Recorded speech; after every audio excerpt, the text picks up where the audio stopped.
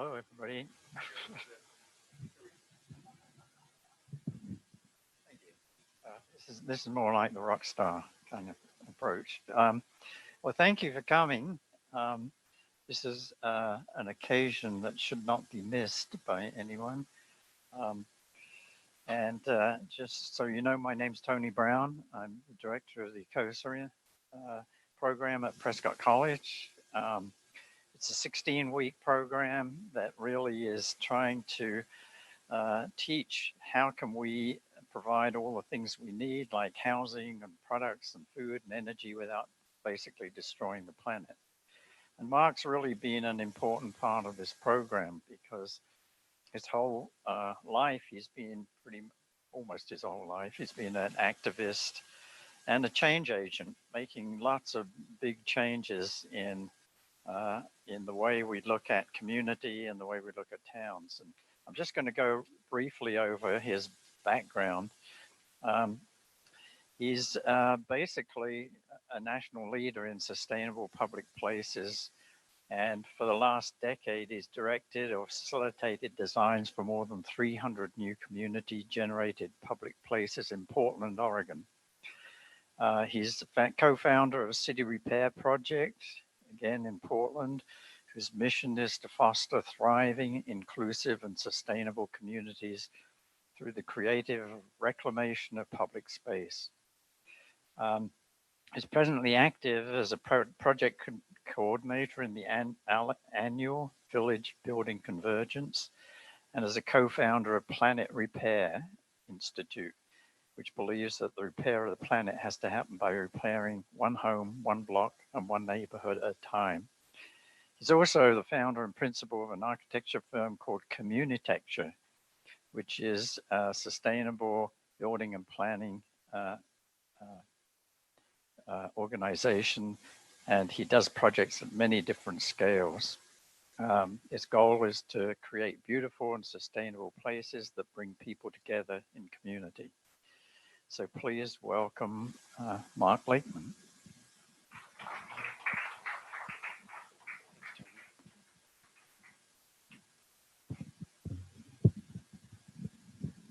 Well, thank you for coming tonight. Appreciate you being here. I'm curious as we get going, what backgrounds people are bringing with them into the room.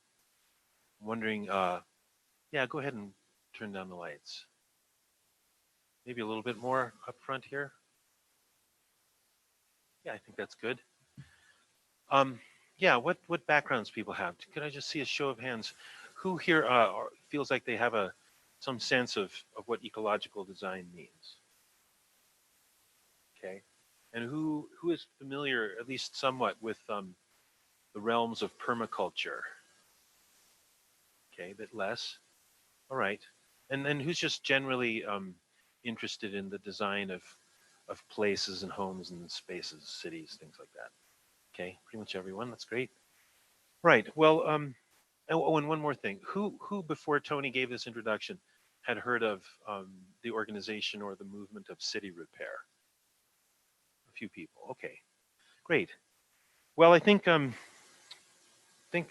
that this will provide presentation tonight will provide, first of all, some stuff that's fairly stunning that you might not have seen or heard of before. And for those of you that are already familiar with City Repair, there will be an update, and even for people that are the most updated, there will even be updates, because we're working sort of fast and at a kind of a furious pace to facilitate things happening both locally, where a tremendous amount of stuff has happened, and also outside of the country, all over the country and outside the country. The things that we're doing are interesting to us because they're the sort of things that inspire people and inspire them to become active in their own communities. So we're really trying to inspire broad, deep action, not to have people do what we do exactly, but to see what we've done and then understand that they could do that too in their own way, in their own community.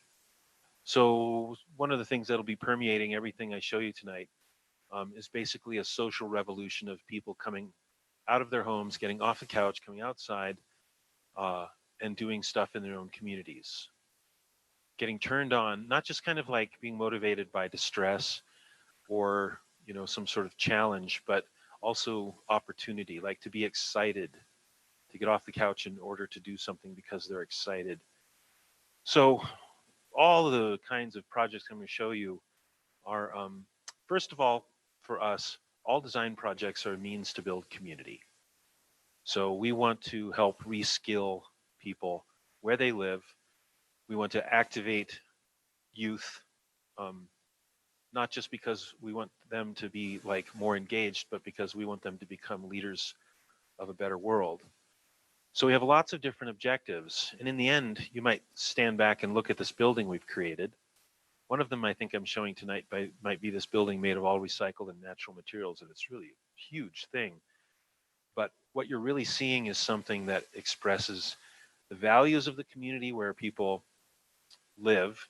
They've created this building for themselves. And so you're seeing their vision, you're seeing the work of their own hands. And there's all this stuff that you can't see that's invisible, which is all that they've learned and all the relationships that they've created, which is a really, really big deal. I think that everybody knows that. I mean, not everybody knows it. They're either understanding it or they're fighting against understanding it. That we're not in a sustainable culture. We're not resilient. Uh, there are hearts in this audience right now that are resilient. Like you will beat no matter what. You will stand up for your friends and your community no matter what. No matter what comes at you, you will stand up until you're dust. And I think that's the basis of resilience, to have that determination and that love of the world, that love of your people, of your family, of your friends. So there are particles, there are hearts filled with determination, which I think are the sparks of resilience. I mean, some people would also say that in the face of everything that we are confronting as we try to become more resilient, that it seems like it's an impossible task. Well, we haven't, the story's not over, so nobody can really say whether it's impossible. I noticed that especially Americans seem to like these movies where people confront the impossible, like till the last microsecond, they're struggling against some sort of nefarious villain in order to save the world. We really love these ones where like everything's on the line and everybody's going to die, or at least all the cats are going to die, or something huge is on the line. We love that drama. Well, we're in it. All those stories are a metaphor for reality. We're in it, and our challenges seem insolvable. But one guy said to me, a Cheyenne friend of mine, he said, "You know what? If you guys," meaning basically Western society, he's like, "if you guys could just realize that the entire universe is on your side, all the other species are on your side. You're in this, you want to talk about a design context, you are in the tree of life no matter what. Everything's on your side. The entire reality is supporting you. And the only problem is you.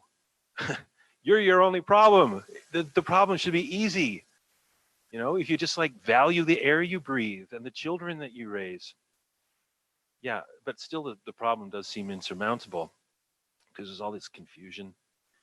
Well, a lot of our projects are about trying to create common ground. As I'll show you, we've noticed in our work that Americans have the fewest number of community gathering places of all first world nations. How do we even know that? It's kind of easy to understand though. Almost everyone in the Western Hemisphere lives in a development. They don't live in a village that's been created by the people for themselves. Like a snail makes a shell that fits them perfectly. For almost the entirety of human history until the advent of conquest, where one crazy culture comes in and attacks others and tries to subsume them or enslave them, certainly take their stuff and kill the people they're trying to conquer out of their own craziness. Until then, people made their own environments, and every problem that they came upon was an opportunity to build community through the problem.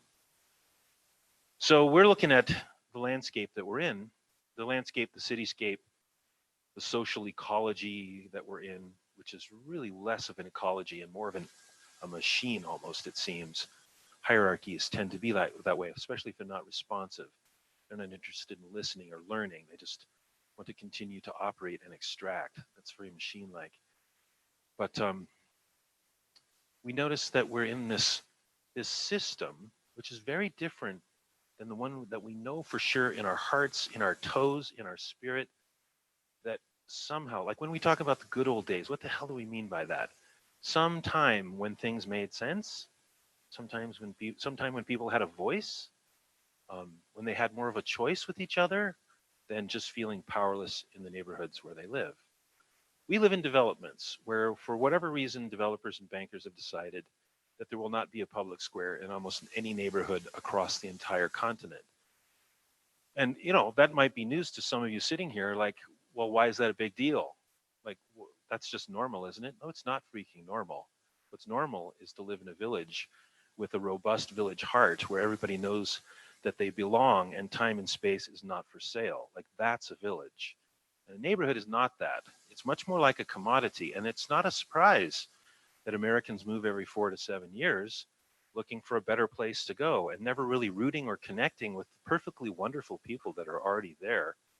It doesn't tend to get to gel into a village because, for one thing, people are told, well, you have no power. You want to do something outside the perimeter of your home, you have to fill out forms and appeal to someone downtown you've never even met, for instance, to slow traffic, to put in a speed bump or a traffic circle. You don't even have the power to do that. In our city, we're rather notorious for the community just having had enough of that and going out and doing stuff anyway, like, must slow traffic to save children. And then going out and doing bizarre things that break the law and slow traffic and then make the law changed fast because, like, it's measurable, it's provable, it costs almost no money. One thing we realized years ago, like one of my neighbors said, God, I want to put in a speed bump. Somebody said, well, you got to go downtown and fill out about 1.5 inches of stack of forms, and that's going to cost $15,000, which means we'll have to wait 3 years for someone to approve the funding. And so that same guy who wanted to put in the speed bump called an asphalt company and found that it would only cost about $350 to just have the asphalt delivered on a Saturday morning. And so he said, let's just have a potluck and put in the damn speed bump this Saturday morning. And that's what they did.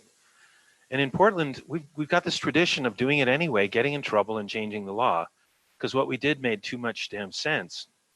So I'll show you pictures of stuff like that. I guess I'm recommending that for everybody in the world. to use your own creative discretion. I don't mean to specifically to break rules. I'm saying there's this enormous dissonance. This is what I'm saying. And you know what I'm talking about. There's this terrible dissonance between the world that we know is possible and how we are living now. And what reconciles that gap is our initiative and our creativity. Will it be unleashed now, if not soon, or not? Because waiting around for political leadership is obviously a hopeless cause. That is a hopeless cause. And the only way to change political leadership is, frankly, to lead. In other words, there's that adage about the leaders will follow if only the community will stand up, or something like that. You probably heard it yourself. So we've been doing all this bizarre, wonderful stuff. Like, one thing that we did back in 1996 was we built a little free library. It turned out we didn't even know it was the first one in the world, but it was the first one in the world. Now there's like 80,000 of them in the world. But we started with these little interventions, and we knew that it was illegal to put a library on the corner, but we just thought, how could it not be common sense to just put books out in public space for everyone to be able to enjoy? Why wouldn't it be a commonly held value to celebrate knowledge that way and learning? Might even calm some traffic if somebody wants to stop their car and get a book, So that's what we did. As kind of this first wave of activism, where we were just trying to say, hey, the streets between people's homes, why can't that be a commons that brings us together? So, like 21 years later, we are in the San Francisco Bay Area.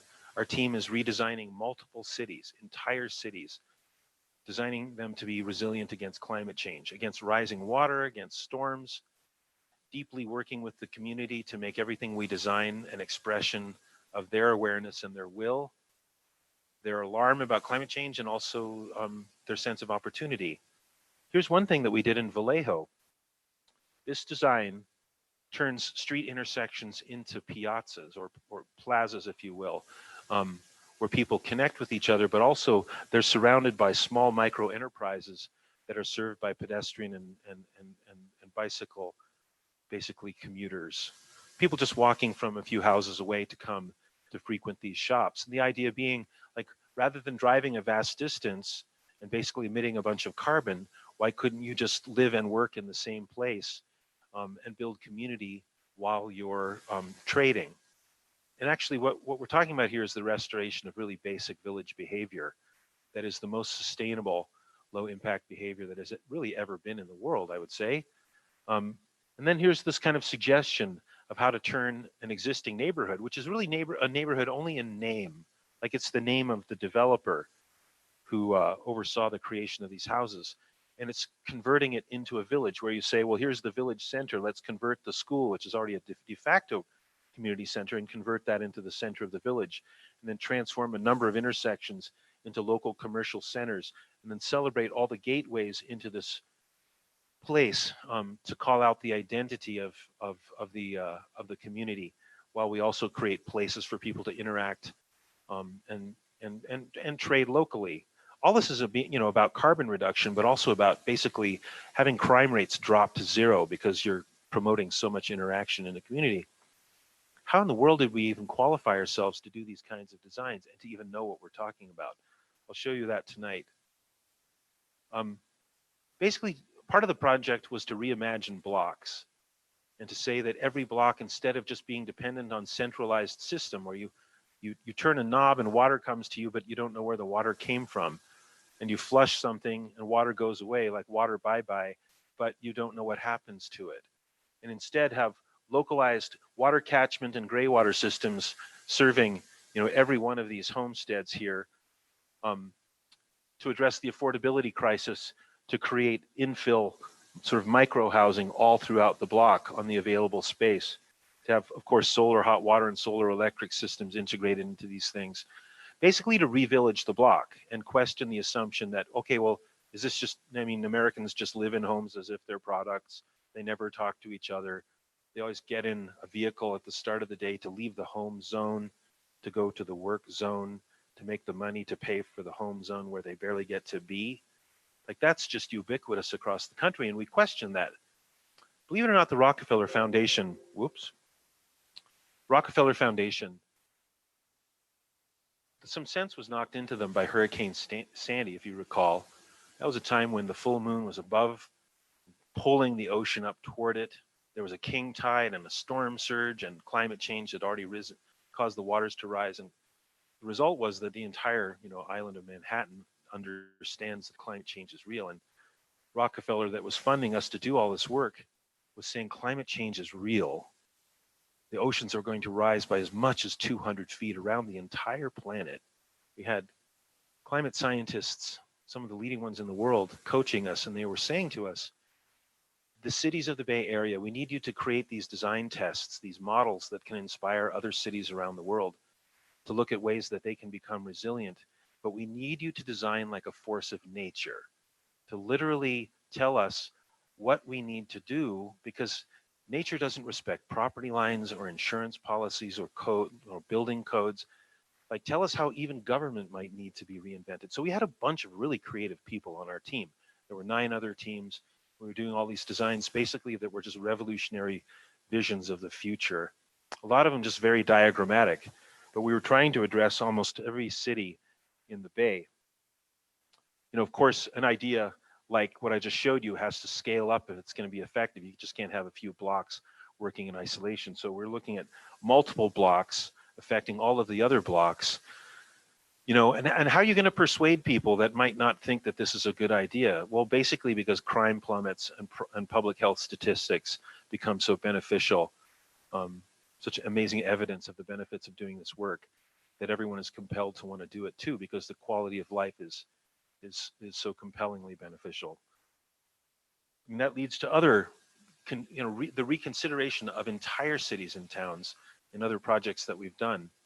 I'm showing you all this because I don't really need to tell you about our resume, but more to say that the ecological design strategies that we're aware of that we can apply in our own homes actually can be applied to entire city scales with truly revolutionary effect. Like you can look at something like this with gathering places happening throughout this town where you've transformed street intersections, you've created the first public square in the history of this little town on the Oregon coast called Bay City. And you can certainly imagine that the social economic conditions of the city will change dramatically with the creation of really the first social commons that this town has ever known. Here we are in America, living here for, native people for the longest time, but the advent of what we call the USA really having its roots in something around 400 years ago. Um, the settlements that we've built, especially from the Ohio River coming west, have been absent gathering places and cultures of participation the whole time, with power being concentrated in the hands of a few. And this is just the story that we hear about over and over again and feel powerless to challenge. But I'm showing you pictures of people challenging those essential assumptions that we must be powerless. And instead, I'm showing you images of people being powerful and even reinventing the fabric of their entire towns and cities and even the infrastructure of how they make decisions.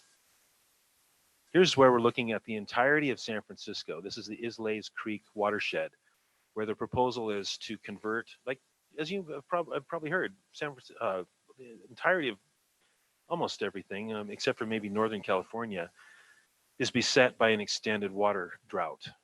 Um, so here we are saying, well, why in the world are we taking all the water that falls on the roads and just flushing it away into the bay, which after all carries effluent with it that kills fish? Why not convert the sewer system into a gigantic water catchment system, capture those millions of gallons, which is actually more than enough to serve the needs of the entire city?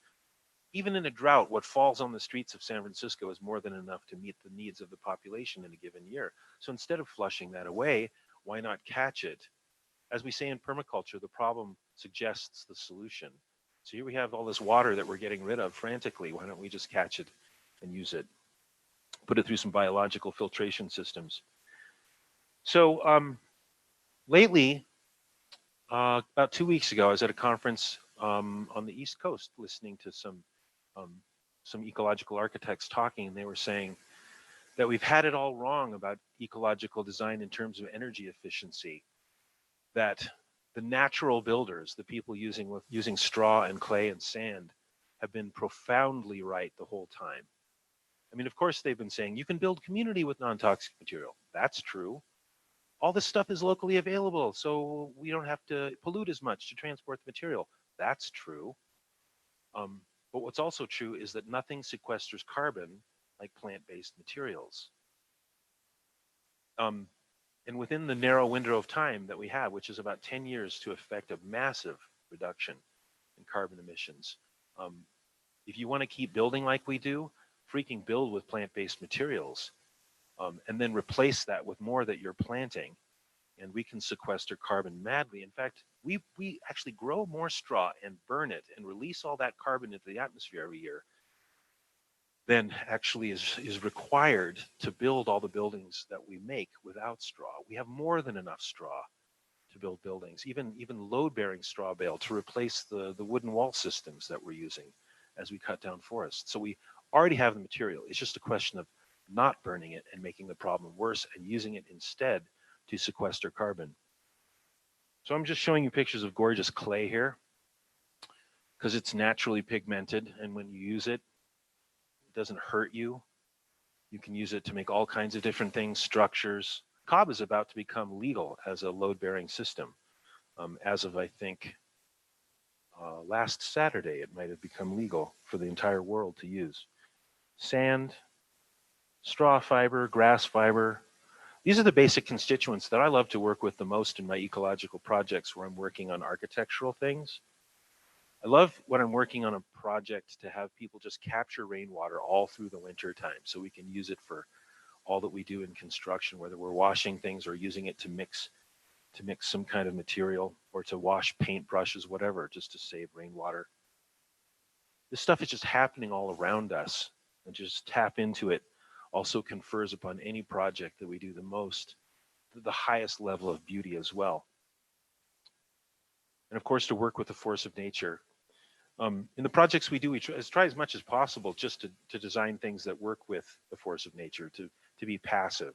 So to absorb light and convert it into heat, or to capture wind and turn it into energy, to capture water and turn that into energy, or certainly to turn it into a stored resource. The key, though, to everything we're doing, as I kind of mentioned earlier, was we use every design project as a means to build community. It's totally different than the industrial sort of patriarchal paradigm of using the community to build stuff. I think a better world comes to us, or that we arrive in, we find ourselves standing in, when we instead focus on building the community and using everything we do as a means to achieve that ultimate goal. I don't know. That's a really constructive way of saying the same thing we've been saying for a long time, which is about equity and justice. Except instead of just fighting against, we start to create for. So we have a thing that is worthy of our attention to create. This actually is my daughter here, looking at me with this, this hopeful expression of like, there'll be a world, right, Dad? There'll be a planet, right? She doesn't even know yet. And I hope that we freaking deal with this before she's 4. Deal with the state of the world. Everything we do is barn raising. Here's one thing that we realized is we were like, oh my God, American communities are missing gathering places. We were like, oh my God, American communities all feel disempowered, like they can't be a stewardship culture. Like what mother in the history of the world ever volunteered for that state of things? And then we realized, as we got deeply into these issues, designing solutions, we're like, oh yeah, we used to have a barn raising for thousands of years that brought people together. And basically that thing that we planned around and then we enacted, where it brought all these people together and they kissed each other and danced through the night and made babies after that, spun the wheel of culture for thousands of years. And now we find ourselves in these cubicles, 365 days, 24/7 kind of thing. Something's been wrong. So our projects are about restoring the effect of the barn raising. And it turns out doing all that gets you into another mode, which is to restore the essential relationship of adults with children, to be mentoring them, to be future leaders for one thing. But I mean, in our economy, obviously, to help them have skills and to be able to make their way in the world. But I think more fundamentally than that, like my friend Jane here, acquiring all these skills just by living as a child in Portland, she ends up becoming basically a cultural badass with so many friends that she never hurts for work. And she can kind of pick and choose because she has such a broad and diverse skill set. This comes from living in a place like Portland, Oregon, where so much is happening at every level of the society. I don't know, some people talk about natural building and say, well, weren't the pyramids natural? No, like just because they're made of rock doesn't make them natural. You know, the culture of natural building, you might have heard of it, that does straw bale and rammed earth and cob, straw clay, all these different things all these different approaches that people have to building with natural materials. It also comes with a built-in requirement that people are doing it voluntarily, and it's enjoyable and it's beautiful. And this thing right here, this giant edifice to a crazy pharaoh, does not qualify.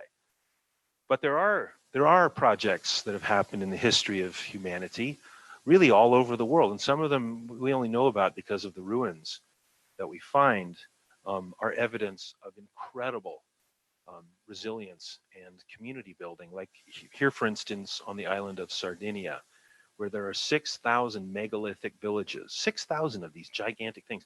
They were so big, so big that the Romans couldn't even tear them down. They're just like, forget it. You know, let's just plant around them to feed Rome or something.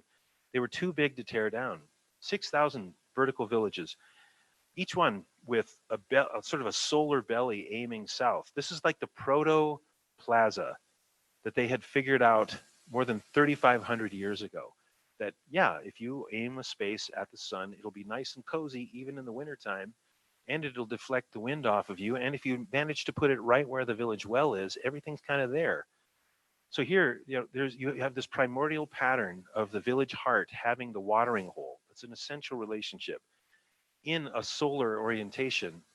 So when I was visiting this space, I was really inspired, like, wow, amazing. People are amazing. They were amazing a long time ago. And then also really pissed off, like, wait a second. We haven't even talked about solar design until about 1970 in this paradigm. What in the world happened in all that time to make us not realize that facing the sun is a good idea? Like, how could this culture have not have known that? I have a feeling Mike might have an answer back there. And some of you have an idea too.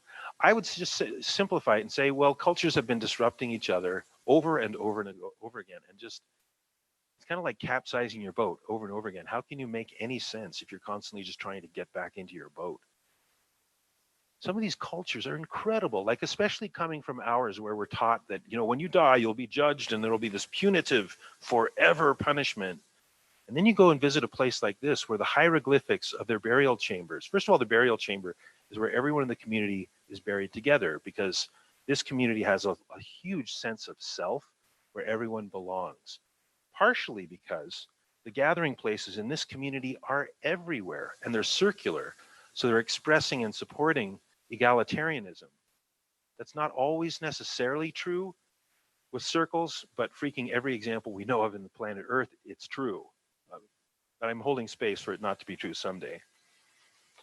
So here they have this basically egalitarian burial space where everyone in the entire history of the village is buried. And on the sides of the chamber are these hieroglyphs that depict them joyously diving back into the world. Basically, they have this regenerative view of the world that, they're part of this, it was a mother that they would go back into and come out of over and over again, and that they weren't afraid of, that there wasn't a punishment involved. I think a sustainable society, I'm just guessing after having seen a lot of different cultures in my life, a sustainable society is probably one that does not have a mythology that threatens you and individuates you and makes you feel that you're separate, most likely. Also, a really sustainable society like these guys would tend to have underground water temples. I'm just showing you this because as we're talking about the absence of common spaces in American communities, when you start to learn about the incredible things that other cultures have created for themselves, like in this case, the Nuragic culture of Sardinia, celebrated water. They're just like, water's amazing. We're made of water. Look at that water. They'd have a dish in the middle of the huge circular gathering place and just sit there going, water, amazing. So they have these underground water temples in alignment with the rising summer solstice. The beam of the masculine energy comes through this gorgeous portal down and through a shaft into the circular underground chamber. What do you think happened next with all these people sitting naked in the water? Some babies were made, I guess. But I just think it can't help your community to have an underground water temple. And I'm both being silly and serious. Like, what are the other things that would bring us together and make us a more, not just resilient, but like thriving society? Would like, you go to Japan and you see that they have sacred spaces in public space. Would that help us to have a stronger identification with each other? Here's a commons in northern Italy. They created this incredible well down. I'm actually standing down at the bottom of the well, looking back up to the surface, and there are these two concentric sort of helix ramps that bring you down to get water, bring donkeys down to get water, and then donkeys going up the other way to carry water. And my mom took me here, and she's like, young man, you will not grow up to be a myopic, self-interested, self-obsessed American boy. You are going to learn that the people have been much more about, a larger sense of self through most of time. And here's a great example. Like, they had an extended drought here, and they knew that they had to get to water reliably, so they hacked down through the rock with hand tools, some of them dying on the way, just to be able to ensure that the children, not even born yet, would have access to water. She's like, this is who people are. This is who we really are, in spite of what we're told and the ways that we're conditioned. So she took me to see all of these other villages. In the upper left, this is a spectacular village, but look at the saturation of the sheer amount of gathering places. That's about the same size as an American neighborhood in a large city of 15,000 people, with more than 100 major gathering places, and I don't even know how many small ones and courtyards on the interior of the blocks where people live.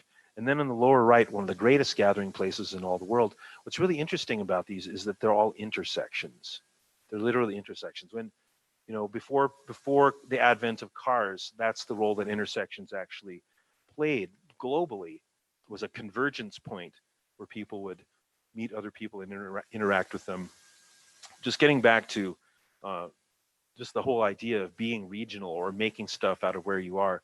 There's so many spectacular examples around the world, but I'm not really interested in looking at the technology as much as I am just the sheer ingenuity of inherent human capacity to take what is available around them and alchemize it into habitat over and over again. Some of the most spectacular examples here, these people are saying, let's make floating islands that we'll live on. So they actually create these things that float. This used to exist in southern Iraq until Saddam Hussein attacked and annihilated this culture. The sacred space is made out of reeds, banded together and turned into barrel vaults to create the sacred sanctuary. This is in Mongolia, and this is a form of a yurt, obviously cobbling together rock, some grass, some hide. When people talk about natural buildings, a lot of time they don't think about ice, but actually there are traditions of people who actually live this way in the world. But what you're seeing again is ingenuity. You're seeing people solving problems and making village out of whatever it is that's around them. And I think what you can ultimately arrive at is to see that what's really happening is a life force and an intelligence that is insanely, like without limit, creative. And I think that's what the colonial grid actually is designed to obfuscate, to stop that proclivity, to say that no, things are fixed. Time and space and life is now for sale. You want a gathering place, but apparently there's not room for that, or it'll cost too much. I think it frustrates the inherent human proclivity to solve problems and to express. And I'm just showing you here a diagram of a geomorphic village, which is really kind of a set of patterns by which that are expressed every time a place-based culture works creatively to meet its needs within a geography and a climate, always coming up with specific results. I see stuff like this as I drive through American landscape, and I'm just thinking, is this a cruel joke? Like, I actually am looking for a village, and all I can find is a restaurant calling itself a village. But here's the difference. Look at on the left, a landscape literally made by people for themselves, tuned like a great gigantic musical instrument for millennia. And on the right, the typical development grid. Notice the difference though. On the left, the intersection is a widening of the space for all kinds of activities to happen, and they're kind of everywhere. In fact, the block prototype has an opening in the center so that nobody would ever say, let's find some common ground around here. They're literally standing on it all the time. Whereas over here, in this view, there might be a lunch counter in here somewhere, but there ain't no stinking public square. And this thing is not driven by the people who work to make it. The people who work here are basically conscripted as a class to do the work, but not to create. It's a big difference. So what's happening? I mean, this brilliant young woman, Lizzie Magie, at the beginning of the last century, invented the game Monopoly as a way of helping Americans understand basically Roman colonialism. In 1785, the National Land Ordinance of the Continental Congress adopted Roman colonialism for the entire continent, all the way to the Pacific Ocean, proscribing that everything would be basically converted to a commodity. That's a really big deal because it's antithetical to all of our ancestry to live that way. And folks like this think that they can just laugh all the way to the bank. But I think that this is really a story where everything backfires. And ultimately, if we don't get a grip on it, the threat is that it will implode and affect everyone, that no one will escape. Even ideas like this, where we're seeing mixed use communities rise, even they will eventually be taken down as the process of gentrification continues. This is an image from southern Germany, where the same process has been at work for decades. This is actually a painting created by an artist right after the city council of this little town was taken over by developers. This artist understood from watching what all these other had happened to all these other towns in the region.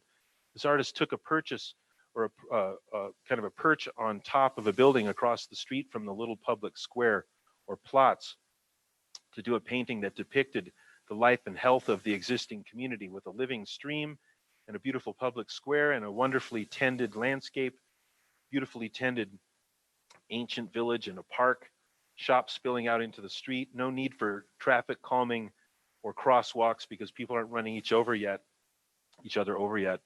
3 years later, the haze has set in from unregulated industry. The stream has begun to become choked with pollution. They need traffic marking because people are being hit by cars. Many storefronts are closed. This haze is setting in from unregulated industry, as I said. 3 years later, 3 years, until ultimately 19 years later, it looks like this. So gentrification is a worldwide systemic problem. If we don't look up and see that it's happening more broadly, it's easy to think that it's just happening to us. But it's also important to realize that it's a long-term historical phenomena of disruption that has, it's important to see that it's part of the colonization of this continent. But as a native man who I referred to earlier said to me, the only reason that we did it in this country was because it was done to our own people. And he said, my own people, so long ago that we didn't even understand that it had been done to us. And he said, I hope this is a unifying thing to realize that this has happened to us all. And at this point, we're doing it to each other. Yeah, there's a lot to say about this systemic challenge. For one thing, the paradox that we agree to do all the work to power the society, and in the end, we send resources and authority to these other points on the loop, but the loop doesn't really end up closing in a way that brings us more power, more resource, more abundance. Things just seem to become more stressful with each passing year and each national budget. And what I see here as the opportunity is for us to say, wait a second, we're agreeing to do all the work and yet be powerless at the same time. So what I see here is that we can intervene in our own dysfunctional loop and say, no, instead we will be powerful where we live. We'll agree to do all the work, but we'll also be powerful right where we stand with each other in our own neighborhood. So that's I think the great opportunity here. And after all, as my friend Elk River did say, we are the only ones that are in our way. He's like, foxes wouldn't put up with this shit. I'm sorry to swear, but that's a direct quote. He's like, foxes wouldn't put up with this. Some developer fox would come along and say, oh, let's sell your den so you can go move to a trailer in Arizona. That's a quote. He's like, you could not get foxes to liquidate the place where they belong and they rear their young. You couldn't get cliff swallows to do it either. You have to do what, like to be a cliff swallow even, you have to do what cliff swallows do. You have to put mud in your mouth and fly around, build a bunch of spherical containers that you fly up into from below. And if some developer would come along and do that, they'd get the entry in the wrong place, everything would become square, and the cliff swallows would become so overweight they wouldn't be able to fly. And don't even get started talking about termite mounds. These are such carefully created constructions. And it gets more and more complex. And when you get to people, it seems that the same principle applies. A truly ecologically sustainable human habitat seems to require our intimate and ongoing participation. It has to fit us. I don't know, and that's a bunch of talk, but I want to say, for me, I work on a lot of different things. Everybody's working on sustainability from a lot of different angles, and lately, fortunately, finally, the imperative, the drive to underpin everything with social justice has finally arrived in people's consciousness loudly.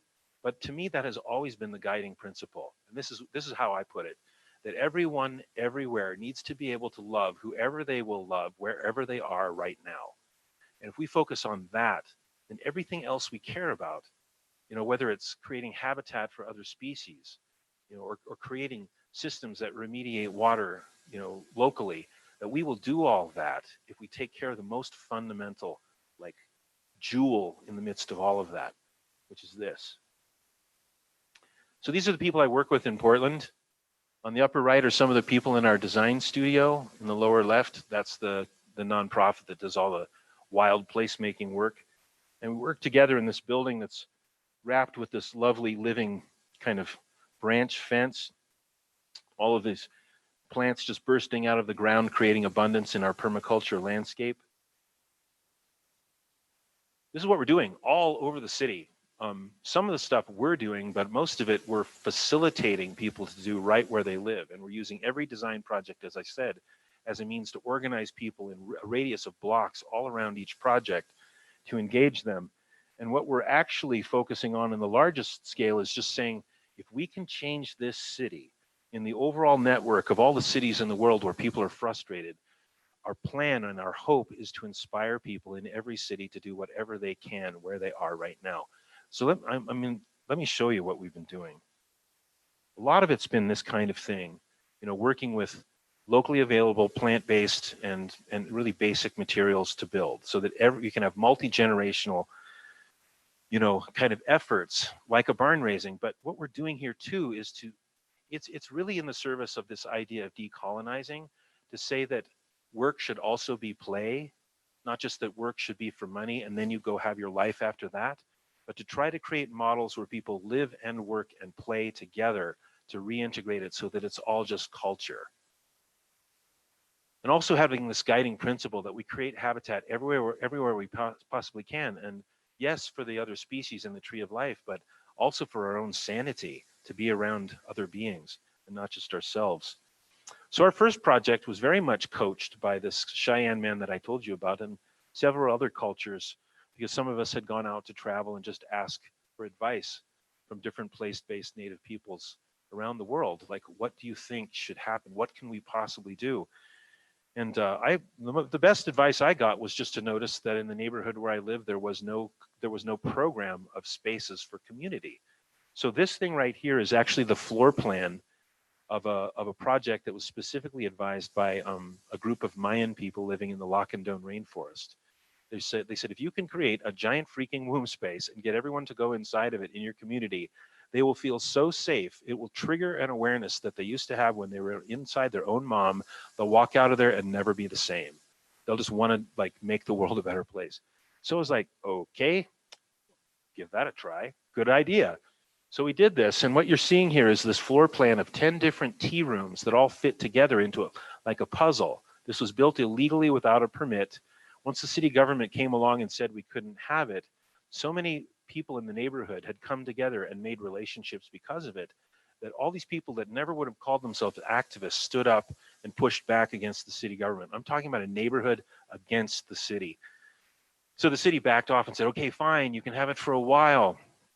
And once that while was over, we broke the 10 tea rooms into separate parts and sent them to other parts of the city to grow 10 more tea houses. So we had a plan, and we were always ahead of the dynamic because we were creative. Like, we weren't going to be stopped. This is what it looked like. It was woven into a living garden, and we were emphatically refuting the idea that comes to us from modernism. Literally, this was said by the so-called greats of modernism, that nature and humanity are separate, and that the American skyline should, express and enforce that separation.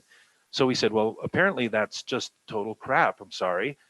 Let's see what people act like and what they're like with each other in a place with an entirely different set of clues to say that nature and humanity are integral.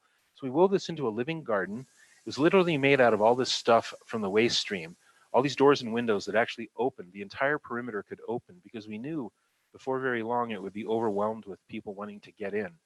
So the first night it was open, well, actually it was a tea house, and the tea was actually a hammer. It meant like hammer time or action time. Like, you come into this tea house for tea and cake, yeah, but you're going to pass under the hammer, which is going to sprinkle some sort of magic on you, send you out to change the world. But we didn't say that kind of thing, but that was the point. For people to walk in and just be enchanted, like to feel this sense of endlessness, even though the tea house wasn't really all that big. So all these people wanted to come, 25 people at first, And then people told their friends. There was no advertising at all. And it was completely free. This was entirely a potluck dessert extravaganza. Then 75 people came, then 150, then 250. And like I'm talking every Monday night, and then 350, and then more than 500. And people couldn't even get in. So the entire perimeter of doors and windows was opened. And by that time, people were spilling out onto the adjacent yards, all around the adjacent intersection, and into the backyards of all these houses. All these silly Americans just bringing desserts to share, to just see this goofy tea house made out of branches and trash. And our bet was human beings are a civic ecology that require common spaces. And if we have one that's spectacular, everyone will want to see it because they're human. You know, I mean, and people living in neighborhoods where there is no such thing will be desperate to see this. So that's what happened. It's like this. With the candlelight of about 100 little candles just flickering into the night, people would come in and bring musical instruments. You can do this too. Believe it or not, we took so much stuff out of dumpsters that it only costs us $65 to actually build this, to pay for a few hinges and some nails. This is what it looked like from above. We were literally trying to dissolve the boundary between human space and nature space. That led to an awareness where people were literally saying, oh my gosh, we do live in a huge grid and there is no gathering place here. There's a lot to say about how this epiphany happened. But here is where our young friend Natasha, a 13-year-old young woman, had come to know all the people in the neighborhood for blocks around because of this tea house. Like everyone was coming to see it. So she did a chart of what people did for a living at each house. And she was ready with this at a gathering. There were these two lovely young girls who would always go out to this corner and wait for this gigantic policeman to pull up and give him free chocolate cake. We were doing this preemptive chocolate cake strategy with the police, just getting them to come and giving them cake to kind of make them into villagers, because we were about to mess with things here. So Ed, the giant scary policeman, would come, and he really cared about what we were doing, and he thought it was a great idea. It was good. And then those two little girls got hit by a car trying to cross to get to the closest park, and everybody was upset. Ed was upset. So Natasha brings out this chart, and she's like, if we knew each other and we actually worked together, what would it look like? And people were like, oh my God, there's a chef. Everybody likes to eat. There's a doctor and everybody gets sick. There's all these designers and builders and plumbers and electricians. Oh my God, we could all be working together. And 5 minutes later, it looked like this. And people were like, oh my God, we're a village. This is the way I think of it now. Every freaking neighborhood in this country where people feel alone and isolated and powerless, they're actually surrounded by the muscle and the talent that powers the entire society in every freaking neighborhood. And if you will just realize that and know that the help is all around you, all you have to do is figure out how to tap into it. That's your challenge. If we don't tap into that in these next 10 years, then we will not transcend the moment. But we did here. We got really upset. We went and talked. Natasha mocked up this little model here for people to talk about what we could do in the street intersection. She's like, it's already public space. Maybe we could use it. After all, really ancient villages, people would gather in intersections. Why couldn't we do that here? I mean, like, that was the most sophisticated statement of any academic. And she was just a 13-year-old young person. So we had a gathering around this idea. And the historian of the neighborhood came and she brought these goals. And she said, yeah, it is a goal to build community and foster communication and sharing, providing a gathering place at a forum, enhancing our safety and livability, calming traffic, making it beautiful, and actually inspiring other people with the models we create. Like our neighborhood, the city itself has said we want to do this everywhere, and nobody ever gets it done. So she's like, this is what we're talking about. We could do this. So we did. We called the Department of Transportation. We said, hey, there's this really ancient idea that where pathways converge, our lives should come together. Can we talk about this with you? And they said, no way, that's public space.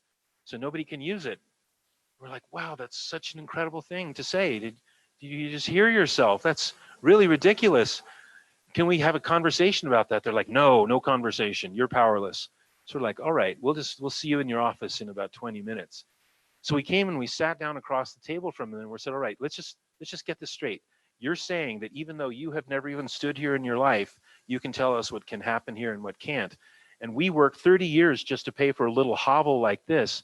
And at the end of all that, we have no power. And they're like, duh, that's how the grid works. And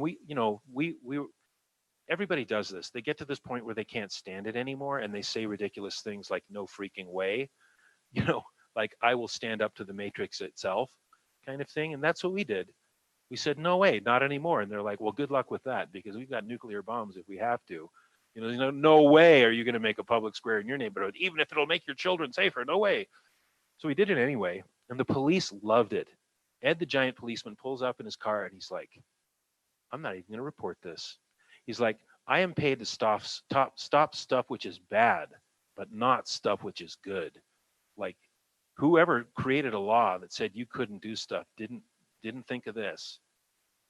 So he didn't even report us. And when we got in trouble and transportation was mad at us, he said, when that happens, call the police. I say to you, you have not lived until the moment where the police are on your side after you've broken the law and you're facing down the government. This literally happened in 1996 in Portland, Oregon. And because of that moment and that advocacy, this has spread to more than 100 other cities. It happened like 700 times in the city of Portland now. So this is what it means. It's basically to say, yes, the barn raising is primordial to us, and we should be able to dance in the freaking streets and wake up tomorrow morning feeling more courage in our hearts and not alone anymore. And so we built all this stuff on the corners, like the world's first 24-hour self-service solar-powered tea station here. These 4 different boys from 4 different families all creating these tables and chairs together. We didn't really intend that we never said to the kids, there must never be vandalism here. But what we did was we engaged them.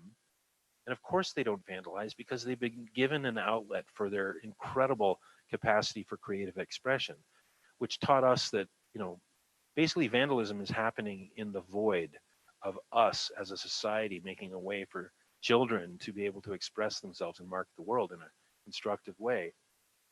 All these different projects, and I know they look scrappy. Look at how small and modest they are, but this was the beginning of our little marketplace, this pavilion for sitting, this little kids clubhouse, and then the destruction of all these yards to become gardens, which started to just spread all over the place, and not just our neighborhood, but all over the city. One of the things that happened right away was just like, it was like an instinct to create birthday parties out in the streets. And shortly after we started to see that sort of thing happen, we learned that before cars even existed, the biggest phenomena in the streets of our country were actually gigantic birthday parties of combined families having birthday parties of kids that had birthdays in the same month. Over and over again through the year, the biggest thing happening in neighborhoods were birthday parties and cultural celebrations. So here you see the girls. It's a giant water balloon fight, and the boys have this kind of like Roman shield over here, and the girls have a straw bale because they're the pagans against the Romans. The girls always win. It's some kind of fate or something. Okay, then we noticed as we were messing with the streets, and basically what happened was the city council unanimously legalized this for everyone in every neighborhood to do, to an unlimited number of street intersections for free. And as of 2 years ago, all the streets that connect all the residential intersections are now available for the communities to recreate, whether it's installing like community composting facilities in the streets, or literally painting the streets or tearing up the streets if they can get the funding to do that with permeable surfaces or what have you. The streets are now available all throughout the entire residential zones of the city for people to recreate, but we didn't get help from the media. So we noticed that the major news outlets, print media and TV back then, weren't telling the story. So we decided to take an old truck. Like, we're living in a community where everyone's connected. So somebody's got an old truck to give. We've got all these mechanics. People are growing bamboo in their yard. Everyone's got some forks and cups. And together we make, for about $45, we make the most fabulous and beloved vehicle in the history of the city. It's a tea house, but we called it the tea horse, like a Trojan horse kind of thing that would carry people into public space where, kind of carrying them where they're not supposed to be, public space. So it would go to parking lots and parks and block parties, everywhere where people would call it. It would show up and unfurl its wings and roll out all these Persian rugs and pillows for people to sit down and just basically be able to meet their neighbors. Here's an aerial view of it. You can see it's a gigantic butterfly woven together with a heart here. So we're working with some powerful symbols. But the idea was to have it travel around the city in a big circle of events happening one after the next, and then to link all those places together into a huge circle of people holding hands around the entire city, to get people outside and take a stand and say, this is our reality, this is our city, and to stop traffic, to block traffic, to make a statement. This was actually on World Peace Day of 1997. We did this 3 times over and over again, and it built this constructive, it built a new awareness. Like, activism doesn't just have to be what you want, what you're against, but also what you're for. And then it flowered into all these new dimensions. I'm just showing you a lot of natural building projects. For some reason tonight, I just wanted to show a lot of natural building projects. And here's probably the first beehive-shaped newspaper dispenser in the world, but big surprise because it's for the local paper called The Bee. And all these teenagers were like, you know, what are we going to do this year? I mean, the adults were like, what are you going to do this year, kids? Because this was at a potluck. And the teenagers like, well, we're going to make a newspaper dispenser for The Bee. And I remember this mom saying, well, what would it look like? And this teenage girl says, well, a beehive, duh, of course. So this is what they built. Most beautiful little piece of public art with these exquisite bees made out of cob plaster there. All these, there's been a real revolution actually. Got this really intense concentration of ecological construction at small and big levels in the city of Portland. This little one is only 120 square feet, but it's a mortise and tenon timber frame infilled with straw clay construction. And we actually use this to prove that straw clay will not burn. We built it and tried to burn it, and it would not burn. So on that basis, we legalized straw clay. We built it illegally and then reported ourselves, tried to burn it, and then they legalized it. Because that's how we roll. Here is the largest freaking cob dragon bench in the entirety of North America, maybe the world. This thing's a freaking dinosaur made of clay and sand and straw, treated with linseed oil and beeswax, so it repels ice and snow and rain. These kinds of things, like why are they not everywhere? Why are there not information kiosks in public spaces in every neighborhood in this country? Frankly, in most cities and towns, it remains illegal. Now I can tell you in Portland, Oregon, I just want to use this metaphor. Like, for us, what we did was we went to the horizon that we could see of what was possible. And what's cool when you do that is that there's another horizon. For me personally, I'm now part of a culture that's like freaking running to the next horizon. Like, how many horizons can we get to of what is possible? Like this kind of thing. Do you realize that now in Portland, Oregon, you don't even get a permit? You just build it. And according to the laws of the city, it is automatically permitted and insured because you did it. Like, that's a transfer of power back to the community level, away from the centralized bureaucracy that everybody chose to do because they're like, whoa, all these kids are engaged. Vandalism is not happening. Crime has measurably been reduced around these locations. This is great. It's saving money. I mean, even the conservatives will be happy at that point. Look at this. Look at this thing. This thing, okay, what happened in this project? The man that facilitated this had just read an article that pointed out that we're an unsustainable society because most of the decisions up till now of this dominant culture are made by white guys between 35 and 70. And maybe that's not such a big problem, except, as the article points out, these are people who can't even hug each other or tell their wives they love them. Would they create a fun society? Would they make a sustainable reality? The article concluded by saying no. So this guy walks across the street to this family, this mother and her 2 little daughters, and he just walks right up to the 7-year-old girl. This is the story I was told. And he's like, what would you like to see in this world? And she's like, I think there needs to be a place to get together with other people. And he's like, what should it look like? I mean, he's giving up his front yard. He's just trying to find out what he's going to do because he's asking her what she thinks. So she's like, a place for people to gather. And he's like, what should it look like? And she said, well, it could be like the ocean, and it could have a mermaid in it because I've always wanted a big sister mermaid. So look at this. This is the young girl grown up now with her big sister mermaid. Notice this mermaid has a little area so you can actually reach around behind her and hug her. The little girl, when she was a little girl, she asked the leading natural builders to create that feature so she could hug her big sister. This is what this looks like in a front yard beautifully crafted out of materials found from the ocean. These are all pieces of driftwood. This is my daughter. She thinks that when she's emphatic, like if we're going to go visit the mermaid, I'm wearing my swimming suit. That's my wife. This is the nautilus shell on the floor of the place. That's actually inlaid mosaic glass. Okay, natural building happening all over the city. Some of these are saunas, like this one here is a straw clay sauna. Some of them are very high profile locations like the Portland Youth Hostel. Some of them are, again, pre-legal little cottages. This is a straw clay cottage. And some of them are really high profile locations like the Portland State University campus as just a place to be outside and sit and talk. So what we're talking about is really, again, using this stuff as a means to build community. So much community that it's unbelievable. Like here people are standing around a street intersection that they've painted together, and they're connected across this neighborhood in a way that has actually caused crime to plummet, their public health statistics to be measurably improved vastly, and they've inspired other neighborhoods in the same city and across the country to do the same thing. And meanwhile, they're just meeting their needs. This actually features 2 interwoven wedding rings and a chicken and an egg as well. But the interwoven wedding rings are because so many people get married in this space.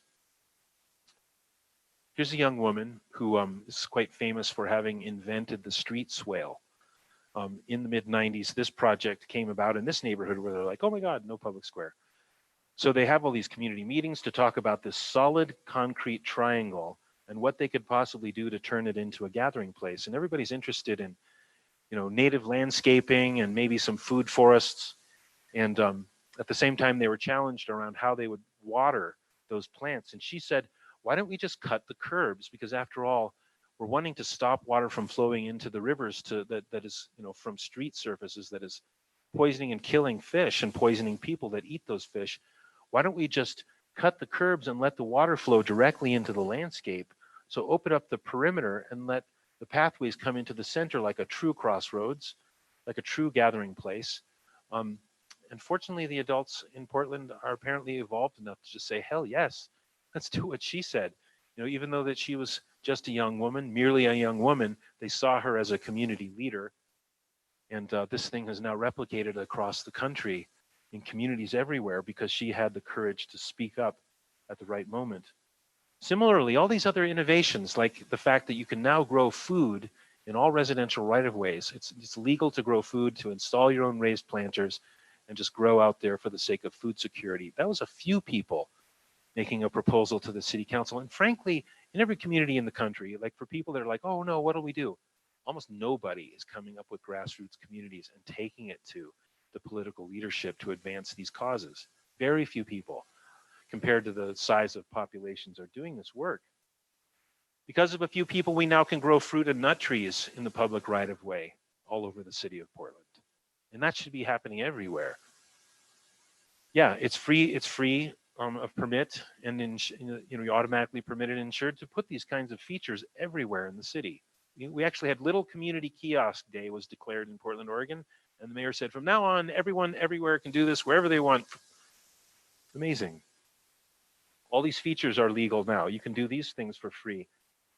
Trellises that span from yards over sidewalks onto grass strips, places to sit and interact, but also community trellises, this simple one here.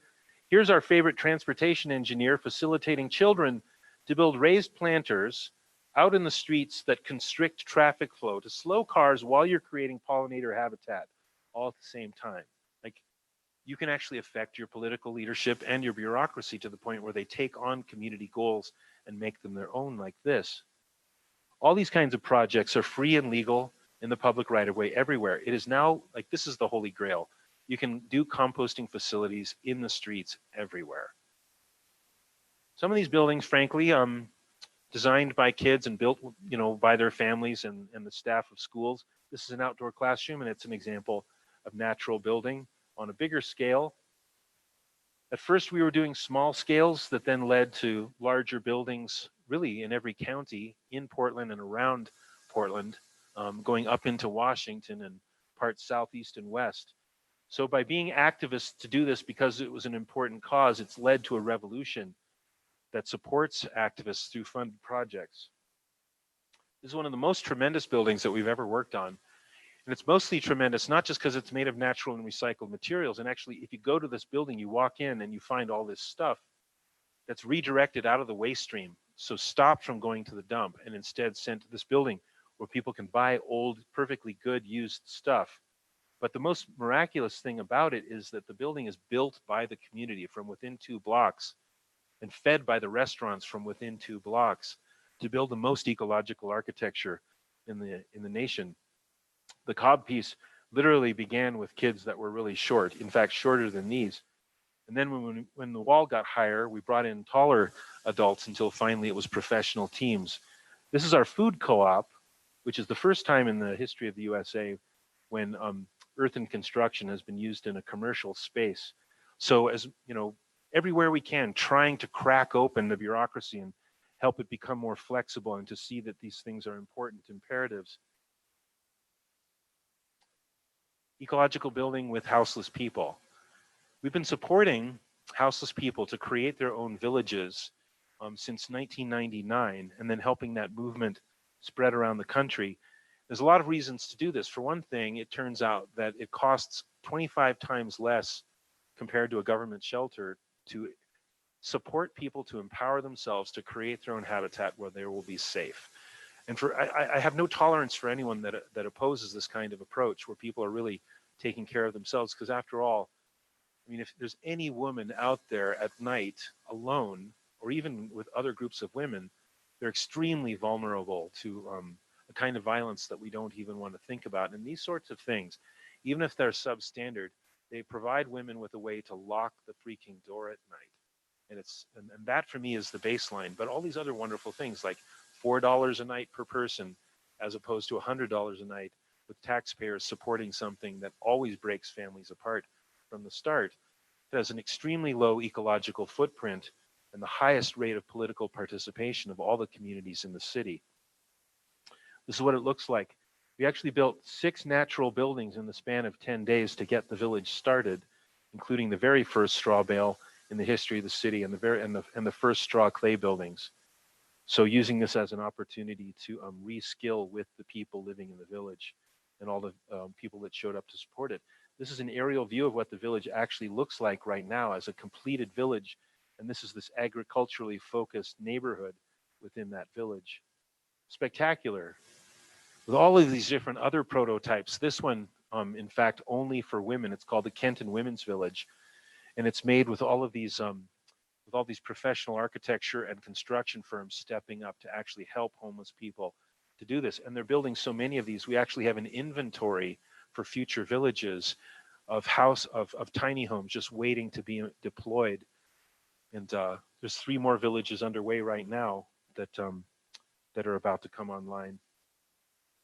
Here's a really wonderful example of an eco-village. Everybody's heard of eco-villages happening all over the country. The idea of this, that people should be able to live and work and play and learn and grow food together in one place, is frankly not possible within zoning laws that prohibit the integration of all of those things. And one of the things that's exciting to me about a homeless village like this is it's actually an environment where all of that gets to happen, but sometimes within the city. Here's where we're doing it within the neighborhoods of the city itself.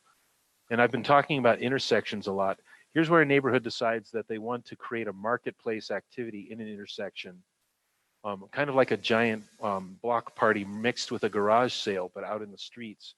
And then to build upon that, to have permanent fixtures on the corners that go forward as local economy and that local economic basis into the future, and then basically growing itself into a retrofit eco-village. So instead of having to leave and go out into the country or escape the city, that we transform the city from within. This is literally what is happening all over the city. Here's the block where I live, where we've been putting in pathways all through the block to connect people from the perimeter to a common center. Here's that common center wrapped around a lovely magnolia tree, but then this incredible program of common spaces, including things like saunas and sanctuaries, teaching spaces. Here's a teeny home, 56 square foot ecological house. Great common spaces like this surrounded by perennial agriculture, spaces where the kids in the neighborhood come to learn and play. A zero carbon nursery school is in one of the houses around on that block. Um, this is Adriana, and she closed her living room and turned it into uh, a naturopathic clinic, and then created a straw bale extension to her house with these totemic cob columns to embellish their front porch. So all this activity happening in one place where people are inspiring each other, and then the entire block inspiring other blocks. Here's the retrofit of a house with straw clay. That's what it looks like as you're working to finish it. Another house on that block is a permaculture paradise where you can almost eat the house, but everything around the house is literally an edible landscape with all these integrated water catchment and gray water and black water systems. And this is an example for the rest of the block. That's what the house looks like inside and out. Retrofit with earthen materials that sequester carbon. Retrofit also on that house with this south-facing greenhouse made of castaway windows. And just all of these lovely features like using your water catchment inside your greenhouse so that it works like thermal mass to help heat your house. Green roofs around the block. These things are ubiquitous in Portland, Oregon now. You will find them everywhere where people are saying, yeah, let's do this because it's a wonderful way to create a permanent roof, but also to support birds and bees. Retrofitting garages to turn them into community spaces, that's also on that same block. An urban orchard on that block along with a perennial garden. This is another site on that block where grass has been turned into a community garden. And here's some of the families installing the garlic for the year. Integrated water systems where all the houses become like hills or rooftops where we let water flow off of them into water catchment systems and then overflow into a common stream with ponds along the way as it flows down the slope. And of course, the systems look like this kind of homemade constructed wetlands or a pond. This pond is fed by kitchen water and it overflows to feed this banana plant. A lot of animal husbandry also happening on the block. I mean, not just for food, but for fun. This is called the Chicken Palace. It's actually this huge cob-shaped, egg-shaped piece of cob up in the air, because after all, chickens would tend to identify with an egg shape. So just really kind of the aesthetics of chickens, you might say here. Having fun. Lots of other projects have to do with people living in small homes, but on shared ownership lots. So this is co-housing, where people own the lot together, but then own their homes individually. And then it's all wrapped around gardens and a shared space. That's what this looks like. Little natural building that is their common building. This is a village by and for autistic people, employing many of the same principles that I've just been describing, including an entirely edible permaculture landscape. But the most radical feature is the presumption that autistic people actually can manage their own community. So that's the great innovation of this. This is this spectacular permaculture landscape for people contending with Asperger's. And this is a village by and for them, in which permaculture and the tending of the landscape is the essential context for their own socializing program on 25 acres. Oh boy, this one. This is where we just go out into the forest and lose all of the desire to draw things and simply build with branches and then invite musicians out to come play. And I'm showing that because I think it's an ecological principle that we should be spontaneous while we're being creative, at least sometimes. And I think that's a really essential principle of placemaking. This is working with a street newspaper, integrating natural materials into an office environment where people working on the staff of this community newspaper said, you know, we need some natural materials. We need some like evidence of the forest. So we use a lot of roundwood in this system, and then the staff actually works with us to build their own environment. So again, building community through the project. This is a straw clay building. This is the very first legal straw clay in Seattle, Washington. It's an urban earthship, a retrofit of an existing garage. and turned into a kind of a New Mexican version, but in the city. Building straw bale in the city is a revolution for people that are used to just hearing about it out in the country, to bring it into the city and make it a workshop that is available for everyone to come to and learn for free while they're building, sends away people empowered with a lot of great stories to tell. So a lot of our strategies have to do with bringing stuff in from the countryside into the urban context, where many more people will be inspired and affected. I just have too many projects to show here, so I'll just skip that one. This one's working with Bill McKibben, not Bill McKibben, William McDonough actually, to design this really outrageous community building that is like, it's mixed use with commercial and offices and people living up here, but you can see that we're catching a lot of water. There are these bird habitat towers, but it's all made of straw, bale, and clay. And it's a densely urban building with old windows hanging off the side of it in order to capture sunlight and turn it into heat that convects into the building. So this is the biggest scale of radical design activism that we've done so far. And I'll just end with this one. We call this the 24-hour self-service cat palace, solar-powered cat palace. And it starts just by creating a little effigy of a cat here. But the cats come into this and they sit on little solar porches that are in the shade in the summertime, but where the sun just slides in perfectly in the wintertime. And here's Blackberry is her name. She's sitting on a catnip-laced silk pillow on her solar porch, which is, she's got a little safety railing here made of apple suckers there. And here's Jack the cat. He's just walked into the solar-powered aquarium room, and you can see that he's in disbelief. He's just like, what in the world have the humans done now?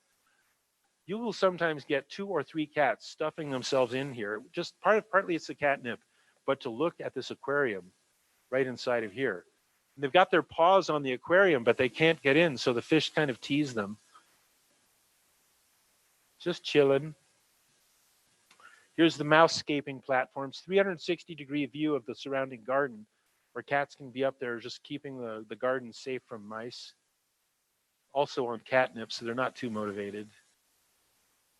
Now, what I want to say, just to close, is that this project, like everyone else I just showed you, starts without people talking about money.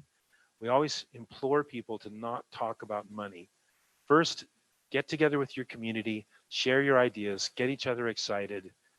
And then after that, people start to identify so strongly with what they've been talking about that their community networks, their families, their tools, their energy, and even their money become available to each other as they want to contribute to something that is good for them as well as the people right around them.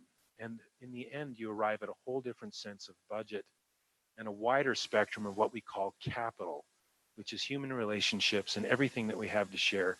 And in the end, people actually end up using less money than they would have ever imagined and building way more than they thought that was possible. So there you go. Thanks for coming tonight, everybody.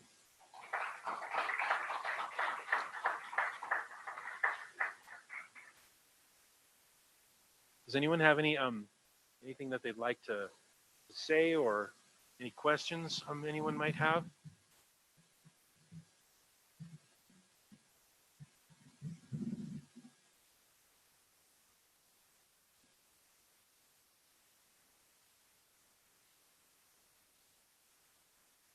It's okay if, go ahead. Hello. I was wondering about the modern usage of, I forget my terminology, but I just try to describe it to you, where the water collects in the center of a little reservoir instead of drifting into the rivers where it poisons the fish. Yeah. And you said like that's used a lot around modern usage. Is that what we call like retention basins now? Like what we have now in like common neighborhoods where waters from neighborhood just collects in like a little park area and like grass? Yeah, there's different kinds of terms for them depending on the specifics of the design, but people have been mostly designing swales, and a swale is a water catchment basin, but it also has plants in it. And sometimes a catchment basin won't have plants, but a swale will always have plants.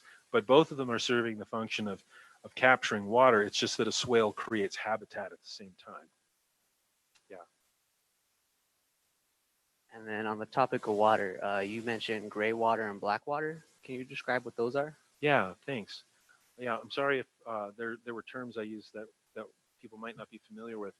So gray water is basically any kind of wastewater, maybe from your kitchen or from your bathroom, um, that isn't involving either human waste or animal fat, like butter or cleaning your knife after having cut some poultry or meat or fish. Black water creates an entirely different kind of pathogen than water that is just from washing your hands, where you might have some oils from your skin, or from washing vegetables or washing a dish. And that's gray water. So gray water is easier to kind of manage, and black water has a bit more risk. But there are now legal black water systems where even human waste can flow through a process where the solids drop out. I mean, that's actually like a municipal wastewater treatment facility. And in Los Angeles, they'll actually use black water and filter it out, and then cycle that water back into the so-called fresh water that people even would drink and flush toilets with and wash with, because their systems are so intense.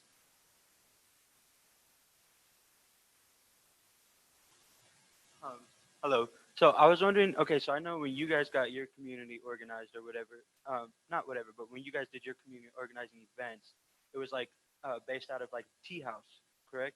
Yeah. What other cool kind of easy to put together community events have you seen or have you thought of or have put on yourself? That way, something tangible for people that maybe don't have as much resources, you know? But like, what kind of community events have you seen? Yeah. Well, okay, so I want to say, like, I think I really respect things like block parties, because people had to fight hard, do a lot of advocacy, make proposals, get political alliances to make something that everybody kind of takes for granted these days to make that happen. So I really respect it, and it does give people a sense of having a commons. And I appreciate temporary strategies that demonstrate ideas that hopefully lead to permanent things. I think there's so many different ways that people can create a temporary effect. Um, so there's doing that in public space, and there's doing that in space that you control. It's so-called private space. A renter can do it. They can do it on a rooftop. They can do it on a deck. They can do it in their living room. One of my most favorite examples of a gathering space a gathering event that had so many different kinds of environments was one time when I was in Brooklyn, New York, and I had just been visiting this school, and the students at this school said, "Oh, you got to come see this thing. They're having this event. It's just a few blocks away." And so we walked to see this building. It was I think it was like 10 stories high. It was an apartment building, and somehow the people who had been renting in it managed to now own it. I think that's what happened. And as we approached the building, it looked like what you'd see these days with someone having some tables out on the sidewalk, except they had flags and they had some umbrellas, and they made it kind of look like you were in Paris or something. And as you walked closer, then you could see that the lobby of the building was turned into an amphitheater. So there were sound systems and there were effects and lights. So then we'd walk, and there was lots of art, and we walked through the lobby. And what I'm basically here is people transforming mundane spaces into something that you would never imagine. Like here's something I never imagined. We walked through the lobby into the elevator to go up into the upper floors. In the lobby, there were 3 elevators, and they had each been turned into vertical. The one I was in was a smoothie bar. There was literally people sitting on stools, like they got in to go up, and then they never got out. And they're sitting there ordering smoothies, and then there's someone in this little bar with somehow a blender plugged into the elevator, and they're sitting there making smoothies as they're going up and down. And all 3 elevators were operating with people in the building going up and down, riding up and down, talking to each other in an elevator, which was, not supposed to like feel that comfortable with people. You get out into the upper hallways, and there's artwork and poetry on all the walls. And then I was taken into a bunch of different apartments where you would find like some artists displaying their work, some musicians in another one playing music. In another one, it's like a freaking chocolate dessert palace. And we go to all these different floors where things are happening. And I can't imagine it was everyone in the building, but everywhere I went, it was literally people were recreating their spaces. And then when we got to the roof, it was like this, it was an incredible like rooftop garden with a big tent up there and music and people gathering, and it was astounding. And it was basically the architecture wasn't changed at all, but they had reinterpreted all of these common spaces to give them a cultural utility. That's my favorite experience of seeing something. I've also seen like on the bridges in Portland, Oregon, that bicycle activists will occupy the center of all 9 bridges. There's a thing called Pedalpalooza. You should come to Portland and see this. It's like 2 weeks of crazy activism, naked bicycle rides all the time. The big world naked bike ride with 25,000 people naked on bikes. That's incredible.